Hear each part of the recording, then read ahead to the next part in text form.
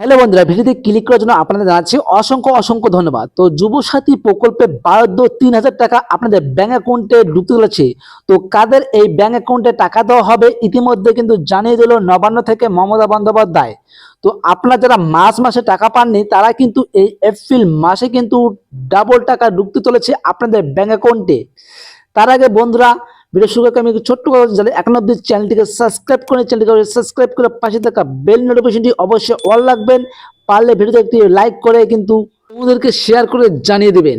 তো দেখুন কি বলা হচ্ছে, মার্চ মাসে কিন্তু আপনার বরাদ্দ ৩,০০০ টাকা আপনাদের ব্যাংক অ্যাকাউন্টে ঢুকতে চলেছে। আগাম টাকা পাওয়া যাবে অনলাইনে যুবসাথী আবেদনের ২ মাসের পেমেন্ট নিয়ে কিন্তু জানালো কর্তৃপক্ষ। और কিন্তু ২ মাসের টাকা কিন্তু আপনাদের ব্যাংক অ্যাকাউন্টে ঢুকতে চলেছে। এই এপ্রিল মাসে ১ তারিখ থেকে এই টাকা ঢোকা চালু হয়ে যাবে। রাজ্যের বেকার যুবক যুবতীদের জন্য কিন্তু এই যুবসাথী চালু করেছেন তৃণমূল সরকার। এই স্কিমে আহত বহু যুবক যুবতী ইতিমধ্যে ১,৫০০ টাকা করে পেয়েছেন, আবার অনেকেই সেই টাকা অপেক্ষায় রয়েছে। এবার এই টাকার অপেক্ষায় থাকায় যথারীতি নানান প্রশ্নের সূচনা তৈরি করছে। আজকে প্রতিবাদলে রইল এই যুবসাথী অনলাইন আবেদনে বিস্তৃত সকল তথ্য। কিন্তু আপনারা কিন্তু সবাই কি এই টাকা পাবেন? সম্পূর্ণ ভিডিও কিন্তু স্কিপ করবেন না, প্রথম থেকে শেষ পর্যন্ত দেখার অনুরোধ রইল। একই সঙ্গে ২ মাসের টাকা ঢুকবে অনলাইন আবেদনে কি সুবিধা জানুন। রাজ্যের যুবক যুবতীদের আর্থিকভাবে একটু সাহায্য করার জন্য চালু হয়েছে যুবসাথী প্রকল্প।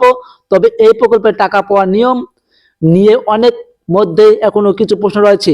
বিশেষ কারণে অনুদানের টাকা ঠিক অনলাইনে আবেদন করার পরেও যারা টাকা পাননি তাদের মধ্যে কিন্তু নানা প্রশ্ন তৈরি হয়েছে।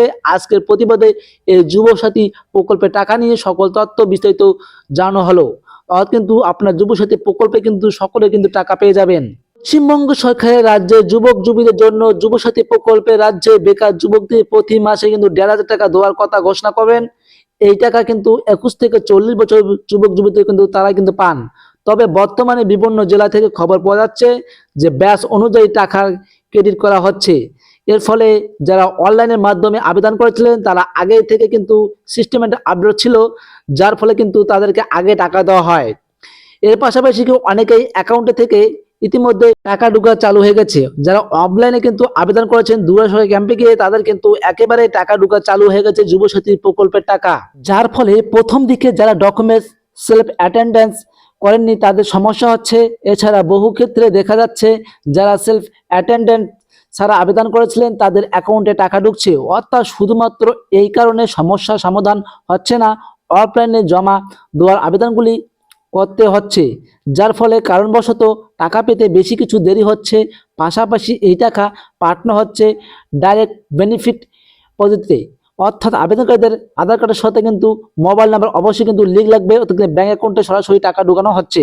টাকা পেতে হলে আপনারা যারা এখনো অবধি এই কয়টি কাজ করেনি অবশ্যই কাজ করে নেবেন। ব্যাংক অ্যাকাউন্টের সাথে আধার কার্ড লিঙ্ক থাকতে হবে, কেওয়াইসি সম্পূর্ণ করতে হবে, ডিবিটি সার্ভিস সক্রিয় থাকতে হবে। এছাড়াও এই প্রকল্পে আবেদনকারীদের জন্য জেলা ভিত্তিগত যাচাই করা হচ্ছে, তথ্য যাচাই করার পর অ্যাপ্রুভ করা হচ্ছে এবং তারপর কিন্তু টাকা পাঠানো হচ্ছে। অর্থাৎ আবেদনকারীরা বর্তমানে অন্য কোথাও চাকরি করছেন কিনা, ভোটার কার্ড বা পরিচয়পত্র তথ্য, পাশাপাশি শিক্ষাগত যোগ্যতা ডকুমেন্টস, এছাড়াও আবেদনে বর্তমানে কোনো সরকারি বেসরকারি চাকরি নিয়োগ আছে কিনা, এসব কিন্তু আপনারা যদি সঠিকভাবে যদি আবেদন করে থাকেন তো অবশ্যই কিন্তু এই এপ্রিল মাসে আপনারা ৩,০০০ টাকা করে বাড়তি টাকা পেতে চলেছেন।